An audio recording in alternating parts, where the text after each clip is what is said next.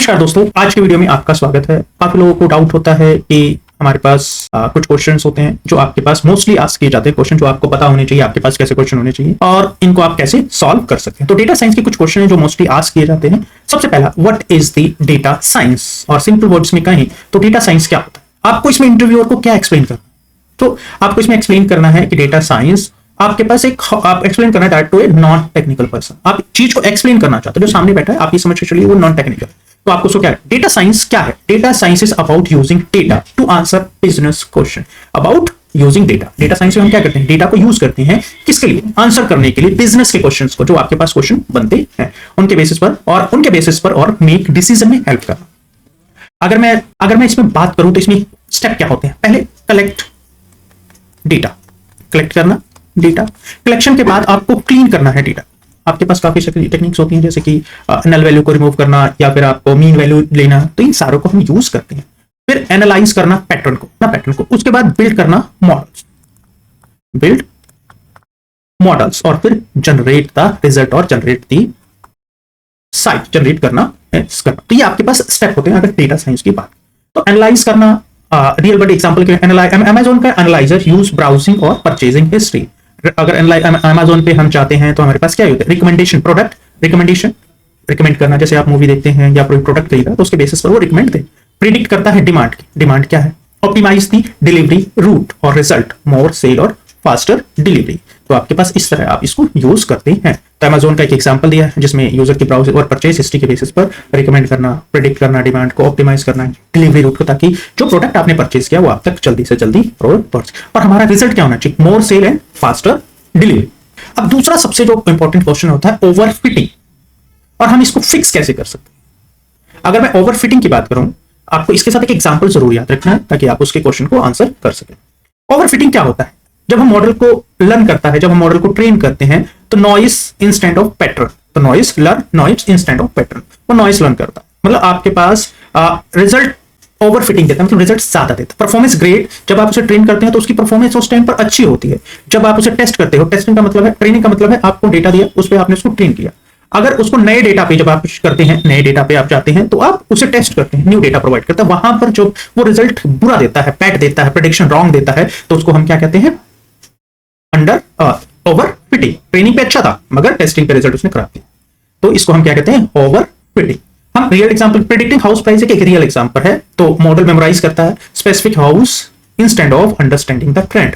वो specific house के ऊपर मेमोराइज करता है मॉडल, ना कि वो ट्रेंड समझने की कोशिश करता है। अगर इसको हमने फिक्स करना है तो हमारे पास मेथड होते हैं क्रॉस वैलिडेशन। हम डेटा को ट्रेन में, टेस्ट में और वैलिडेशन, टेस्ट वैलिडेशन में हम इसको डिवाइड करते हैं। तो एन फोल्ड या के फोल्ड टेस्टिंग वैलिडेशन, के वैलिडेशन टेस्टिंग यूज करते हैं। तो आपके पास ये यूज किया। रेगुलराइजेशन, चाहे वो L1 हो L2 हम यूज करते हैं। सिंप्लीफाई करना, मॉडल को सिंप्लीफाई करना। मोर ट्रेन करना, डेटा को और लेना ताकि आप मॉडल को अच्छी तरह ट्रेन कर सकें। अर्ली स्टॉपिंग का मतलब होता है कि आप मॉडल, जब आपके मॉडल की परफॉर्मेंस डिक्रीज होने लगी तो ये आपके पास मॉडल को, आपके मॉडल की जो ट्रेनिंग है, आपने मान लीजिए 50 इटरेशन तक आप उसे रन कर रहे हैं, वो पहले ही स्टॉप कर देगा जब आपकी मॉडल की परफॉर्मेंस डिक्रीज होने लग जाएंगी, तो उसको हम अर्ली स्टॉपिंग कहते हैं। नेक्स्ट क्वेश्चन की बात करें तो हमारे पास बायस, वेरिएंस, ट्रेड ऑफ हमेशा इसके अंदर होता है। बायस और वेरिएंस होता क्या है? आपको इंटरव्यू क्या पूछना चाहता है? आपको इसमें वो पूछना चाहता है कि बायस और वेरिएंस में क्या डिफरेंस है, व्हाट इज द बायस और what is the trade off, क्या है इनके बीच में। तो अब हम बात करें हाई बायस और हाई वेरिएंस। जो हाई बायस होगा वो हम फाइंड करना चाहते हैं एक बैलेंस। अगर हाई बायस होगा, अगर बायस क्या होगा, हाई होगा, तो वो अंडर फिटिंग होगा। यानी अंडर फिटिंग मतलब मॉडल टू सिंपल है और वो अंडर फिटिंग मतलब ट्रेनिंग में बुरा रिजल्ट दे रहा है, टेस्टिंग में वो अच्छा रिजल्ट दे रहा है। ओवर फिटिंग का मतलब है ट्रेनिंग में वो अच्छा दे रहा है, टेस्टिंग में वो बुरा रिजल्ट दे रहा है। मान लीजिए ट्रेनिंग में उसकी 90% एक्यूरेसी आ गई, टेस्टिंग में उसकी 70% या 60% एक्यूरेसी आ गई, तो वो क्या होगी? Over fitting. और हाई वेरिएंस में क्या होगा? मॉडल टू कॉम्प्लेक्स होगा, ओवर फिटिंग को लीड करेगा। तो हमारा गोल क्या है कि एरर मिनिमम। तो हम क्या करते हैं? Real example, linear regression on complex data, तो हाई बायस होगा।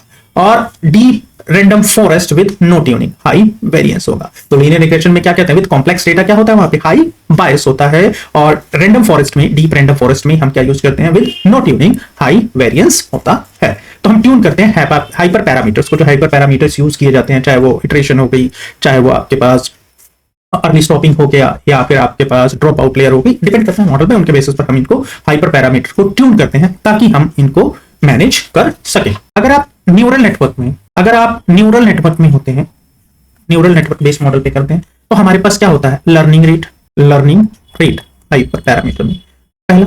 दूसरा जो हमारे पास होता है, ये क्या करता है, कंट्रोल हाउ मच वेट कितने नंबर से अपडेट होगा ड्यूरिंग द ट्रेनिंग, वेट को कितने नंबर से अपडेट करना। जैसे हम क्या लेते हैं 0.01 लेते हैं, ताकि इसको कई बार हम क्या लेते हैं 0.01 ही लेते हैं।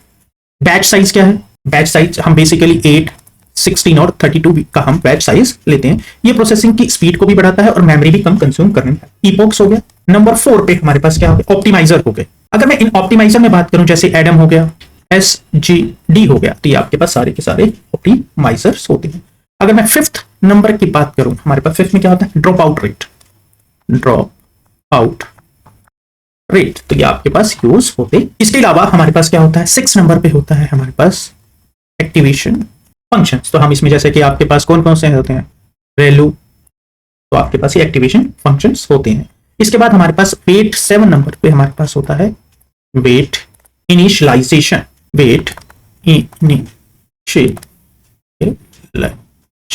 इनिशियलाइजेशन जैसे आपके पास एक्सीवर हो गया, आप इनिशियलाइज करना स्ट्रेटेजी यूज करते हैं कि हम वेट को कैसे इनिशियलाइज करेंगे, तो ये आपके पास होता है।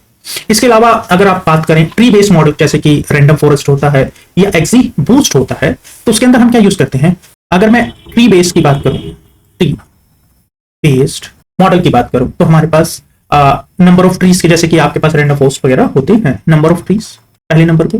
दूसरे नंबर पे है मैक्सिमम डेप्थ कितनी है, मैक्सिमम डेप्थ आपके पास है। मिनिमम सिंपल स्प्लिट कितने हैं, मिनिमम सिंपल स्प्लिट कितने हैं, लर्निंग रेट, और नंबर 5 पे हमारे पास सब सैंपल्स कितने। इनके बेसिस पर हम इनको हाइपर पैरामीटर ट्यून्स करते हैं।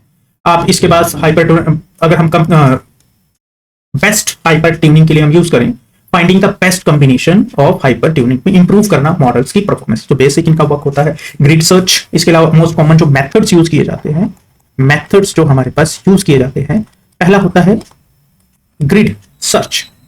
इसमें क्या करते हैं, all combination of pre defined sets, जो है सारे के सारे जो कॉम्बिनेशन है उनको हम इसमें मैनेज करते हैं। दूसरा जो हमारे पास होता है वो हमारे पास रैंडम सर्च, हम इसको यूज करते हैं, रैंडम सैंपल कॉम्बिनेशन हम इसमें यूज करते हैं। तीसरे नंबर पे हम यूज करते हैं बेसियन ऑप्टिमाइजेशन। बेसियन ऑप्टिमाइजेशन ये एक प्रोबेबिलिटी का मॉडल होता है, फाइंड करना ऑप्टिमल सेटिंग्स के लिए। हम इसके अलावा ऑटोमेशन टूल्स भी यूज करते हैं, टूल्स भी हम इसके अंदर यूज करते हैं, जैसे कि हाइपर ऑप्ट या फिर आप ऑप्ट्यूना, हाइपर रेट्यून, तो हम इनको यूज करते हैं। तो मेथड से ये पैरामीटर्स हो गए, ये आपके पास न्यूरल नेटवर्क्स के लिए सबसे पहला लर्निंग रेट, बैच साइज कितना यूज करोगे, इपोक्स कितना यूज करते हैं, ये तो हम यूज करते ही है, बेसिक है हमारे पास। इपोक्स को कम या ज्यादा करोगे तो उसके बेसिस पर आपके पास बैच साइज डिपेंड करता है कि आपकी प्रोसेसिंग स्पीड को बढ़ाता है, और मेमोरी ऑप्टिमाइजेशन कम करने के लिए मतलब मैकनिक यूज किया जाता है। ऑप्टिमाइजेशन चाहे वो एडम हो चाहे एसजीडी हो, तो इसको यूज करते हैं। ड्रॉप आउट रेट जो यूज करते हैं, एक्टिवेशन फंक्शंस भी हेल्प करते हैं, और वेट इनिशियलाइजेशन, तो ये सारे के सारे। अगर हम ट्री बेस में जाते हैं तो नंबर ऑफ ट्री कितनी यूज कर रहे हैं, मैक्सिमम डेप्थ कितनी है, मिनिमम सिंपल स्प्लिट कितने हैं, लर्निंग रेट क्या है, सब सैंपल्स क्या है, तो ये आपके पास 3 क्वेश्चन। नेक्स्ट पे चलते हैं हम। अब नेक्स्ट क्वेश्चन है logistic versus linear regression. Logistic regression में यूज क्या करते हैं और लीनियर रिग्रेशन में हम क्या यूज करते हैं। अगर मैं बात करूं तो आप ये बेसिकली इंटरव्यूअर आपसे पूछना चाहता है कि आपके पास लॉजिस्टिक रिग्रेशन क्या है और लीनियर रिग्रेशन क्या, दोनों में डिफरेंस क्या है। जो हमारे पास कॉन्टिन्यूस डेटा, चाहे वो कॉन्टिन्यूस डेटा कौन सा होता है, जहां पे कॉन्टिन्यूस वैल्यू चेंज हो रही है, चाहे स्टॉक मार्केट का प्राइस हो गया या टेम्परेचर हो गया, तो कॉन्टिन्यूस वैल्यू के लिए हम क्या यूज करते हैं, लीनियर रिग्रेशन। और प्रोबेबिलिटी करने के लिए या क्लास के लिए स्पैम है या नहीं है, तो उसके लिए हम क्या यूज करते हैं, लॉजिस्टिक रिग्रेशन। जहां पे भी लीनियर रिग्रेशन में क्या होगा, लीनियर रिग्रेशन में आपके पास सिंपल एक वेरिएबल होगा, आप मल्टी रिग्रेशन होता है तो इसमें एक से ज्यादा वेरिएबल यूज। लॉजिस्टिक में हम यूज क्या करते हैं, जहां पे प्रोबेबिलिटी निकालनी है। तो क्रेडिट कार्ड कंपनी है तो प्रेडिक्ट करना बिल अमाउंट, तो आपके पास ये उसके लिए हम क्या यूज करेंगे, लीनियर रिग्रेशन। वेदर ये डिफॉल्ट करेगा या नहीं करेगा, तो उसके लिए हम क्या यूज करते हैं, लॉजिस्टिक रिग्रेशन हम यूज करते हैं। आपके पास लीनियर रिग्रेशन का फार्मूला सिंपल वही फार्मूला होता है जो आप इसको यूज करते हैं, ठीक है। तो नेक्स्ट क्वेश्चन है कंफ्यूजन मैट्रिक्स। हमेशा इसके पास ये एक्यूरेसी फाइंड करने के लिए यूज किया जाता है कि समटाइम्स मिसलीडिंग होते हैं, तो उनके लिए हम इसको यूज करते हैं। तो ये आपके पास देखिए प्रेडिक्टिव प्लस और प्रेडिक्टिव माइनस, तो आपके पास true positive, false negative, false positive, true negative, तो आपके पास इनके बेसिस पर ये आपके पास फाइंड करते हैं। हम एक्यूरेसी फाइंड करते हैं, रिप्रेसेशन फाइंड करते हैं, रिकॉल फाइंड करते हैं, F1 स्कोर फाइंड करते हैं इन्हीं के बेसिस पर। तो detail classification of result provide करता है। क्लासिफिकेशन जो कंफ्यूजन मैट्रिक है वो आपको detail classification of result find करता है। तो रियल एग्जांपल की बात करें, आउट ऑफ 10,000 ट्रांजैक्शन में 50 आर फ्रॉड, तो नॉट फ्रॉड के चांसेस क्या होंगे, तो आपके पास इसमें जो एक्यूरेसी हो गई आपके पास 99.5%। जो एक्यूरेसी है, अगर मैं एक्यूरेसी की बात करूं तो क्या होता है, true positive plus true negative upon में true positive plus true negative plus false positive plus false negative, ये एक्यूरेसी का आपके पास फॉर्मूला होता है। इसी तरह प्रिसिशन का होता है, रिकॉल का होता है, तो ये आपके पास हम यूज करते हैं। F1 का स्कोर होता है, F1 स्कोर क्या होता है, F1 होता है आपके पास 2 into precision multiply by recall plus precision plus recall, ये 2 यहां पर मल्टीप्लाई होता है, तो आप इस तरह निकाल सकते हैं। तो ये आपके पास एक तरह का एक तरह का आपके पास ये फंडामेंटल टूल होता है जो मशीन लर्निंग में और स्टैटिस्टिक्स में यूज किया जाता है, evaluation of performance of A classification model. तो आपके पास अगर क्लासिफिकेशन मॉडल है तो उसकी परफॉर्मेंस को इवैल्यूएट करने के लिए हम इसको यूज करते हैं।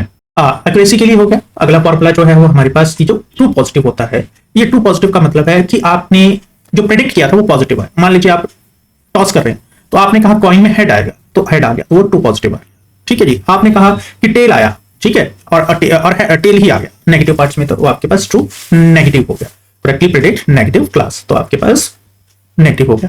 आपने कहा false positive, incorrect predicting positive when it actually negative, ये टाइप 1 एरर से हम कहते हैं। टाइप 2 अगर फॉल्स नेगेटिव होता है तो आप इस तरह इसको false positive, true positive, false negative हम इसे यूज। मॉडल जो होता है incorrectly predict negative when it is actually is positive, तो जो फॉल्स नेगेटिव होता है, मॉडल ने तो प्रेडिक्ट किया क्या था, नेगेटिव में, इनकरेक्टली उसे नेगेटिव, बट ये जो एक्चुअल रिजल्ट था, आपने टॉस किया, आपने कहा हेड आया, रिजल्ट टेल आया, रिजल्ट क्या है, टेल आया, मगर जो हमारे मॉडल ने प्रेडिक्ट किया वो क्या, हेड आया, तो ये क्या हो गया आपके पास, फॉल्स नेगेटिव। पॉजिटिव, आपने प्रेडिक्ट किया कि टेल आना था मगर हेड आया, तो ये आपके पास नेगेटिव। इसी तरह अब हम बात करें तो प्रिसिशन की बात करें, तो प्रिसिशन में हमारे पास क्या होता है, TP over true positive over F positive. और रिकॉल में क्या होता है हमारे पास, ऊपर ट्रू पॉजिटिव ही आएगा, नीचे क्या आ जाएगा आपके पास, true positive upon false negative, false negative. F1 score आपके पास पहले ही फॉर्मूला आप मेंशन कर चुके हैं, एक्यूरेसी का आपके पास पहले ही फॉर्मूला है, आ चुका है। अगर एक एग्जांपल लेते हैं, अगर हम बात करें एक स्पैम है या नहीं, ट्रू पॉजिटिव हमारे पास क्या है इसके अंदर, 40, यानी कि आपके पास spam correctly identify is 40। True negative क्या है हमारे पास, 50। ईमेल जो लेजिट था, ईमेल करेक्टली आइडेंटिफाई, ठीक है, ये लेजिट ईमेल है, करेक्टली आइडेंटिफाई हो गई। अब FP क्या हो गए, false positive, email wrongly mark as the spam, वो कितने हो गए, 5। और फॉल्स नेगेटिव कितने हो गए हमारे पास, वो भी 5 है। स्पैम ईमेल मिस्ड, स्पैम जो ईमेल थी वो आपके पास मिस हो गई, तो एक्यूरेसी क्या हो गई, 40 प्लस 50 प्लस 5 प्लस 5, टोटल कितना हो गया, टोटल कितने हो गए, 100। और true positive plus false negative कितने हो गए आपके पास, ट्रू पॉजिटिव और ट्रू नेगेटिव कितने हो गए, ट्रू पॉजिटिव ट्रू नेगेटिव कितने हो गए, 40 प्लस 90, तो आपके पास जो एक्यूरेसी आ गई वो आपके पास 90% आ गई। इसी तरह आप एक्यूरेसी को फाइंड कर सकते हैं। अगर आप प्रिसिशन और रिकॉल फाइंड करना चाहें तो इसी तरह आप प्रिसिशन और रिकॉल भी फाइंड कर सकते हैं। प्रिसिशन में क्या है, ट्रू पॉजिटिव कितने हैं, 40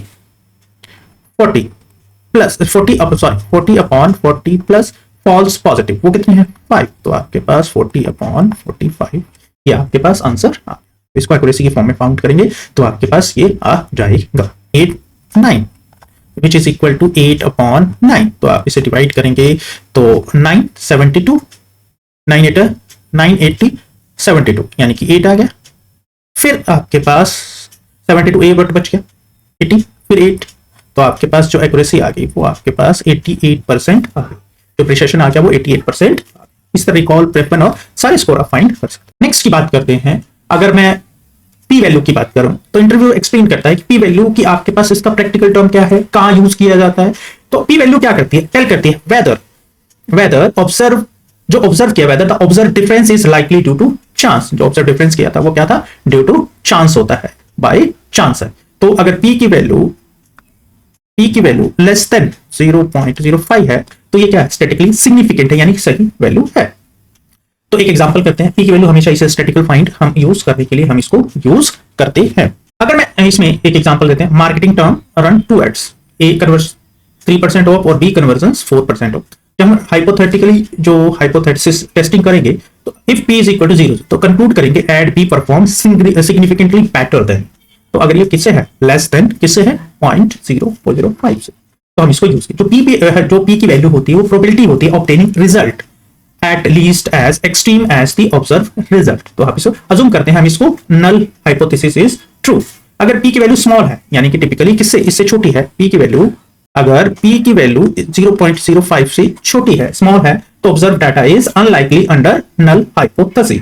तो एविडेंस अगेंस्ट दी नल। अगर पी की वैल्यू लार्जर है, ग्रेटर देन है 0.05 से, तो सजेस्ट करें डेटा जो कंसिस्टेंट है विद नल हाइपोथेसिस। अगर छोटी है, स्मॉल है, तो suggest that observe data is unlikely under null hypothesis. तो एविडेंस अगेंस्ट द, जो एविडेंस है वो अगेंस्ट है।